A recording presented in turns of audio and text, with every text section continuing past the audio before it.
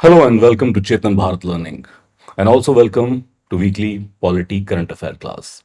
We are covering the second week of November, and in today's session, we are going to cover some important current affair like right to vote versus freedom of voting. Supreme court के अंदर central government ने submission file किया है that right to vote is only a statutory right whereas the freedom of voting is a fundamental right under article 19(1)(a). तो क्या difference है और इस वक्त राइट टू वोट का करंट स्टेटस क्या है? लाइक यूपीएससी भी इसको एमसीक्यू में पूछ चुकी है whether it is a constitutional right, fundamental right और स्टैट्यूटरी राइट। तो इस वक्त करंट स्टैंडिंग क्या है इसकी? Then IT amendment rules 2025।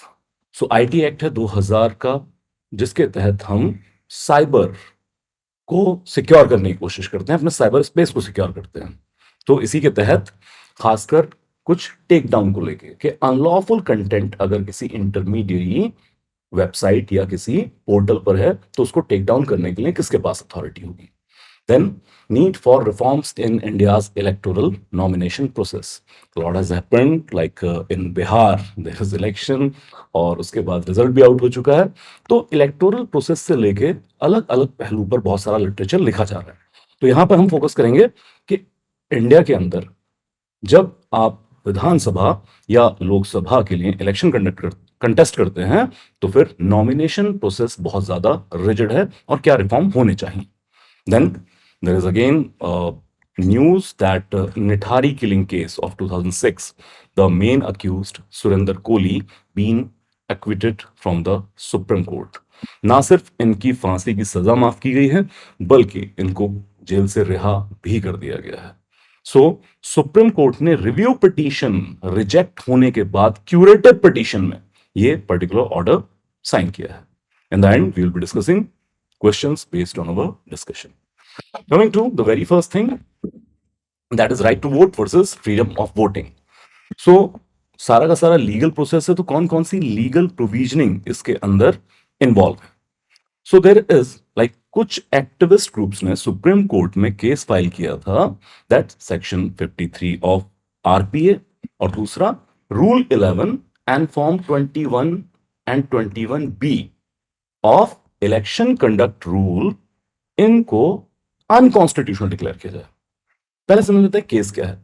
तो केस ये है कि अगर किसी केस के अंदर अनकंटेस्टेड इलेक्शन हो रहा हो, मतलब जितनी सीट हैं उतने ही कैंडिडेट हैं, तो फिर इलेक्शन कंडक्ट नहीं कराया जाता है बल्कि अनकंटेस्टेड ही जो कैंडिडेट इलेक्शन में खड़े हैं उनको विजेता डिक्लेयर कर दिया जाता है, उनको चुन लिया जाता है।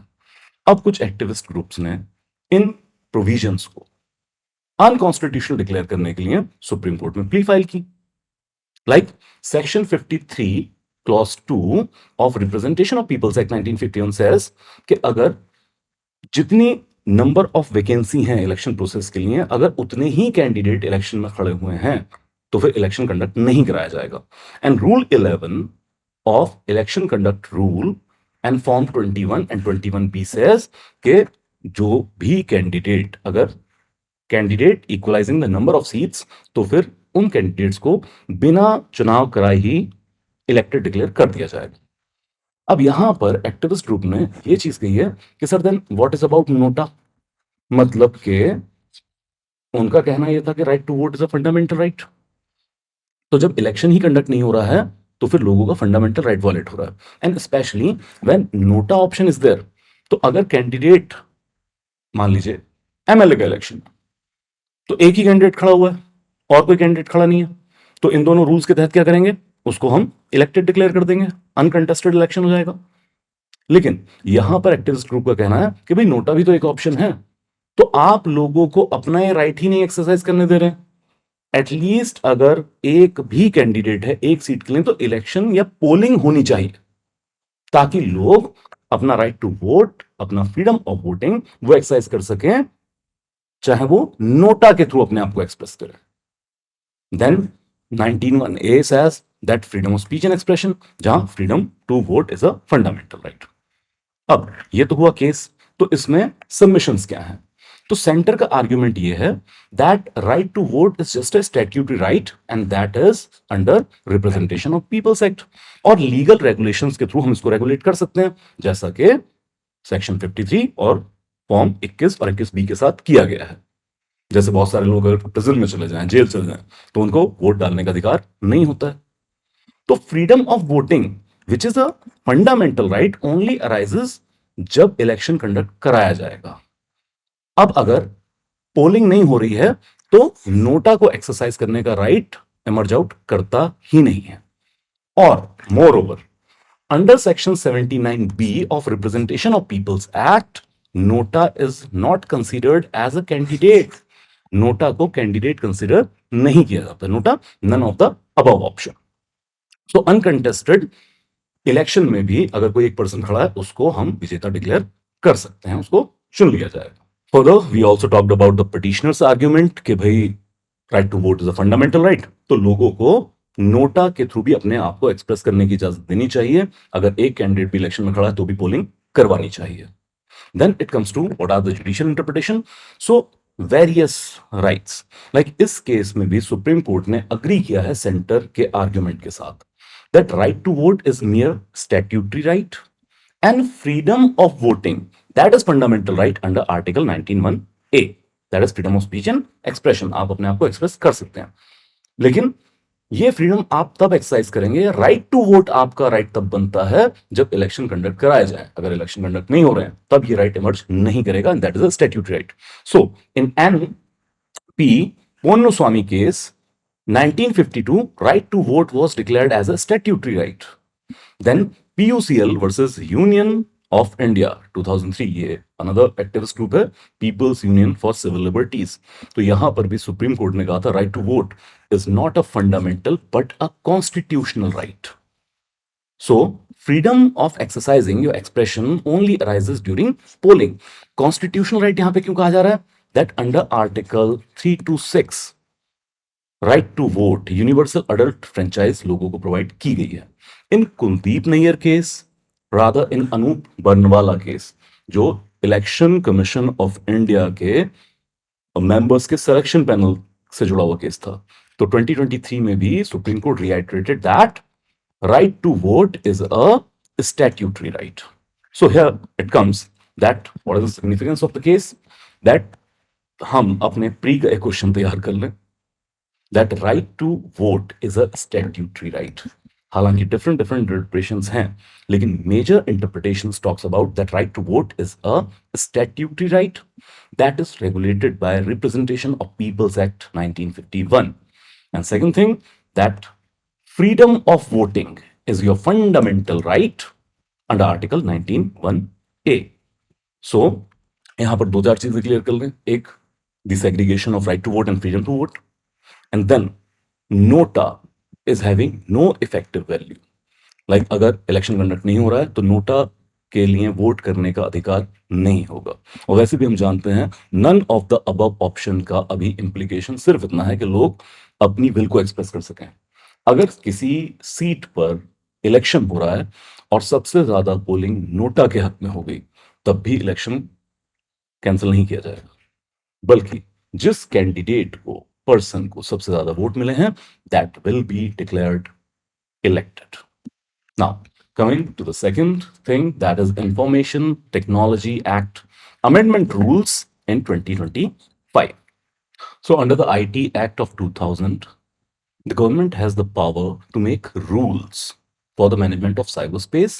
And then here, under section 31D, the government has the power to order the issue for take down the online content। अगर किसी प्लेटफॉर्म के ऊपर कोई सोशल मीडिया इंटरमीडियरी है, कोई सोशल मीडिया प्लेटफॉर्म है, तो वहां पर अगर कुछ अनलॉफुल कंटेंट है तो गवर्नमेंट उसको टेक डाउन करने का ऑर्डर जारी कर सकता है, जिसको इंटरमीडिएट को कंप्लाई करना पड़ेगा। सो ये नए रूल इसी टेक डाउन के प्रोसीजर को और ज्यादा फेयर, बैलेंस और टाइटन करने के लिए लाए गए हैं। ये रूल्स इफेक्टिव होंगे 15 नवंबर 2025 से। So what are the key features of amended rules? So first of all we have to understand some of the sections. जैसे Section 79(3)(b of IT Act 2000, that is about safe harbor immunity, and Section 69A of IT Act. So, Section 69A of IT Act gives the power to the government that for the national security, sovereignty और public order, इन सब की अगर violation कहीं किसी content से हो रही है या ये चीजें थ्रेटन हो रही हैं किसी ऑनलाइन कंटेंट से, तो गवर्नमेंट सोशल मीडिया इंटरमीडियरी या किसी भी इंटरनेट प्लेटफॉर्म को ये ऑर्डर कर सकते हैं कि आपको ये स्पेसिफिक कंटेंट टेक डाउन करना होगा, अपने प्लेटफॉर्म से हटाना होगा।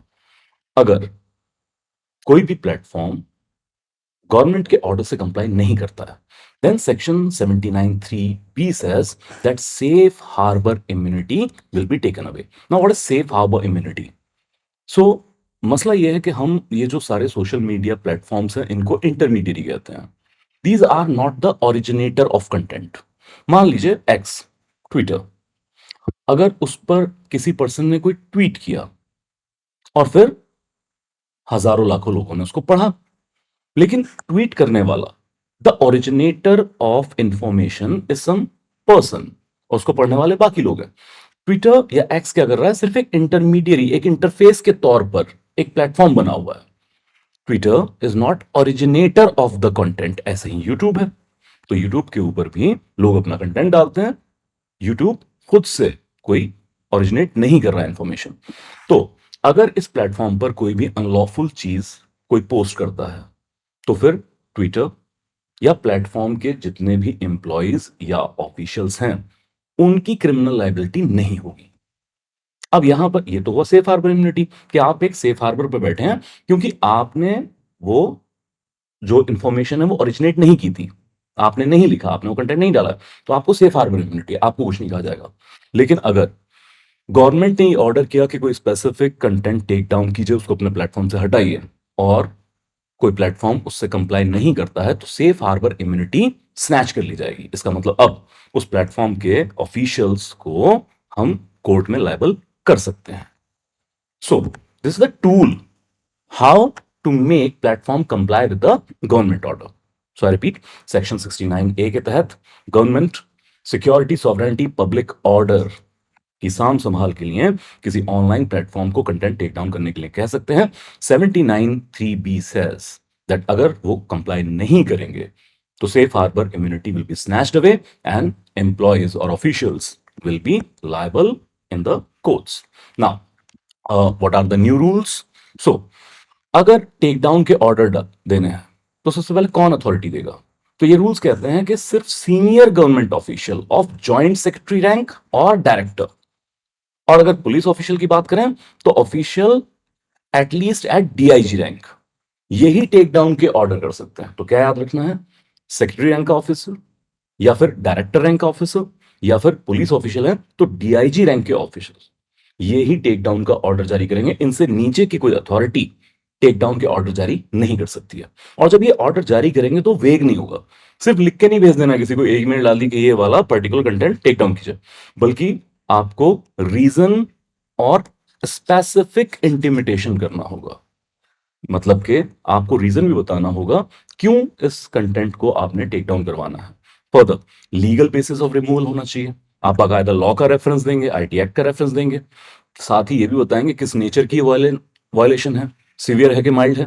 देन आपको एग्जैक्ट यूआरएल या कंटेंट आइडेंटिफाई करना होगा। ऐसे नहीं कि पूरा का पूरा चैनल ही आप टेक डाउन करा दें किसी का, या पूरा का पूरा अकाउंट टेक डाउन करा दें। और इसके अलावा वेग नोटिस इशू नहीं किए जाएंगे।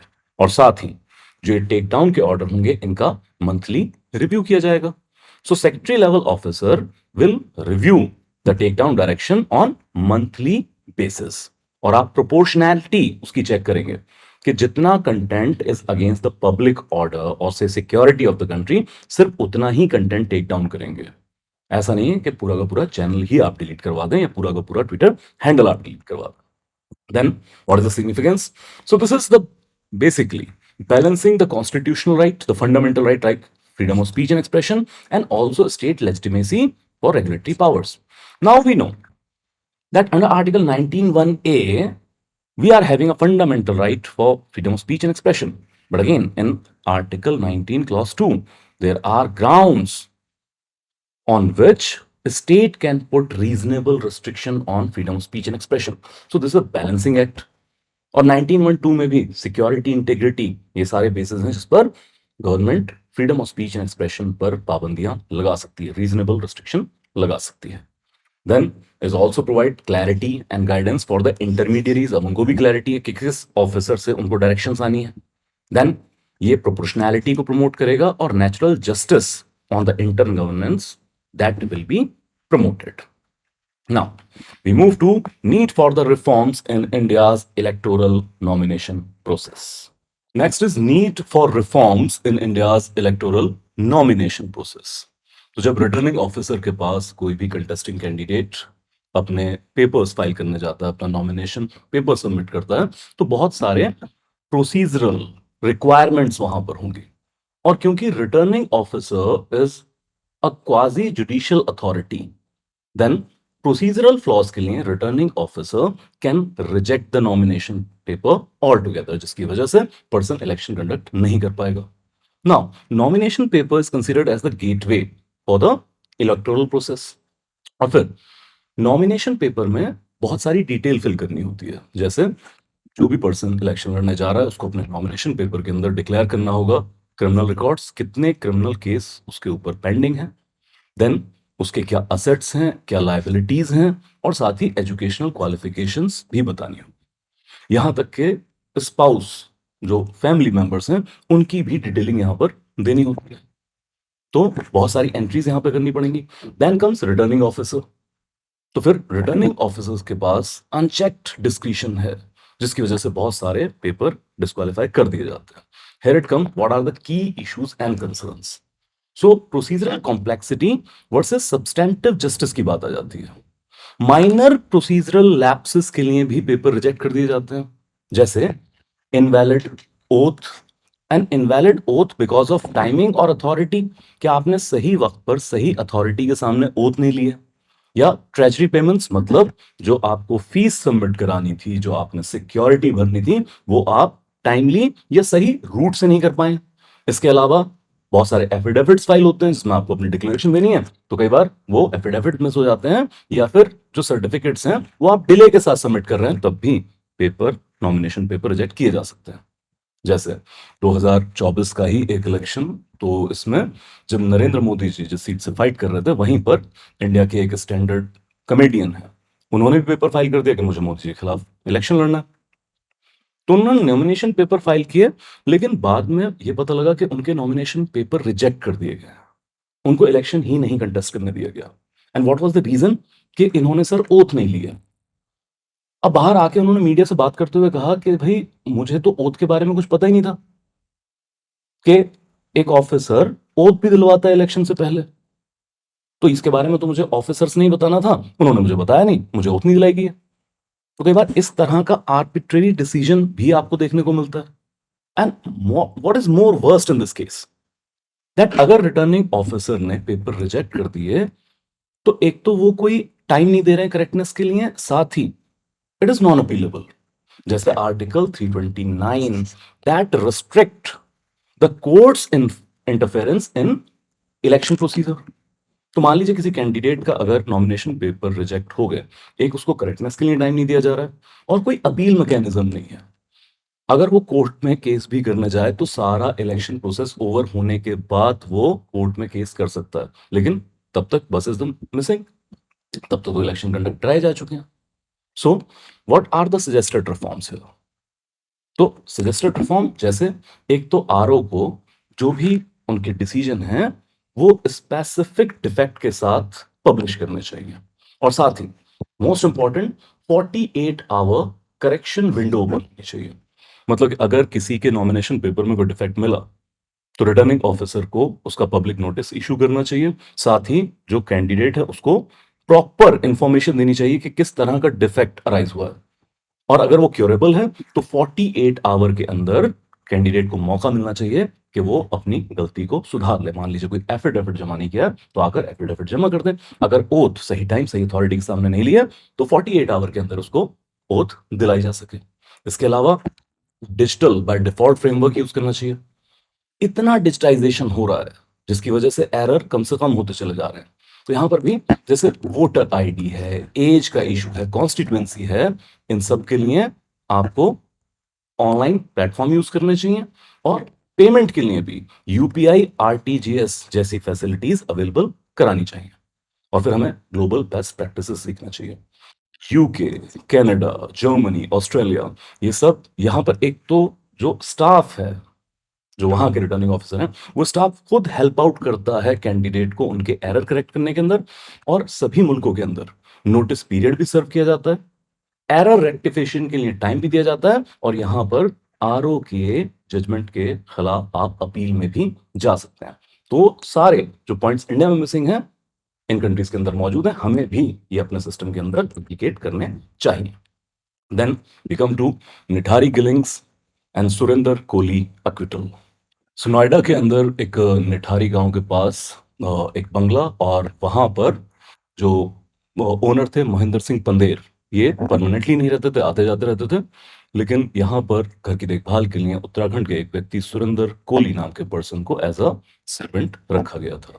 2005-6 में इसी बंगले के पास से जो एक सीवरेज गुजरता था, वहां पर सफाई के लिए कुछ लोगों को लाया गया, तो वहां पर कुछ हड्डियां बरामद हुई। पहले समझा गया जानवरों की हैं, बाद में पता लगा ये ह्यूमन स्केलेटन है, जिनको कट इनटू पीसेस और नाले में बहा दिया गया था।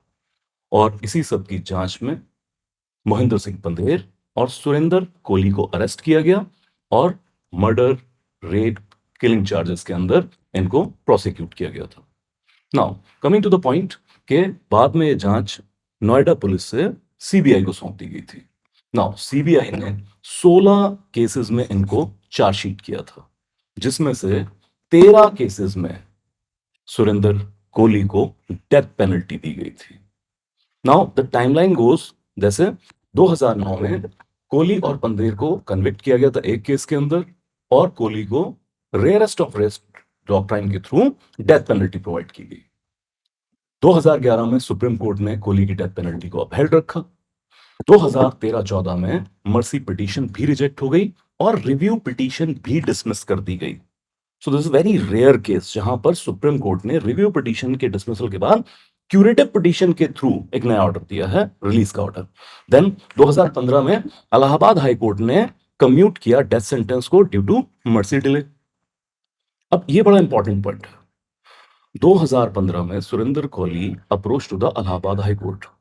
उन्होंने कहा, देखिए मैं 2005-6 से जेल में बंद हूं, और मुझे मल्टीपल डेथ सेंटेंसेस हुए हैं, लेकिन मेरी डेथ सेंटेंस को एग्जीक्यूट नहीं किया जा रहा है। तो हर दिन मैं इसी दबाव में जिंदा रह रहा हूं कि पता नहीं आज मुझे एग्जीक्यूट कर दिया जाए, पता नहीं कल एग्जीक्यूट कर दिया जाए। तो जो सुप्रीम कोर्ट की एक डॉक्ट्रीन है, that in the case of inordinate delay in the execution on the part of the state, the court can commute the death sentence into LI. तो इलाहाबाद हाई कोर्ट ने 2015 में इनकी डेथ सेंटेंस को commute कर दिया, जो है वो लाइफ इंप्रिजनमेंट के अंदर। देन 2010 से 21 के दौरान मल्टीपल कन्विक्शन जो हुई थी, वो सेम एविडेंस के ऊपर हुई थी। 2023 आते आते इलाहाबाद हाई कोर्ट ने सुरेंद्र कोहली को 12 केसेस में अक्विट कर दिया, और पंदेर को 2 केसेस में एक्विट किया गया, जिसमें कहा गया कि अनरिलायबल कन्फेशन है और वीक फॉरेंसिक प्रूफ है। तो अब 2023 आते आते क्या हुआ है? पहली बात, death penalty already commuted to life imprisonment. और दूसरा, जिन 13 केसेस में कन्विक्शन हुई थी, चाहे वो डेथ की जगह लाइफ इंप्रिजनमेंट है, तो 2023 आते आते 12 केसेस में सुरेंद्र कोहली गॉट एक्विटल।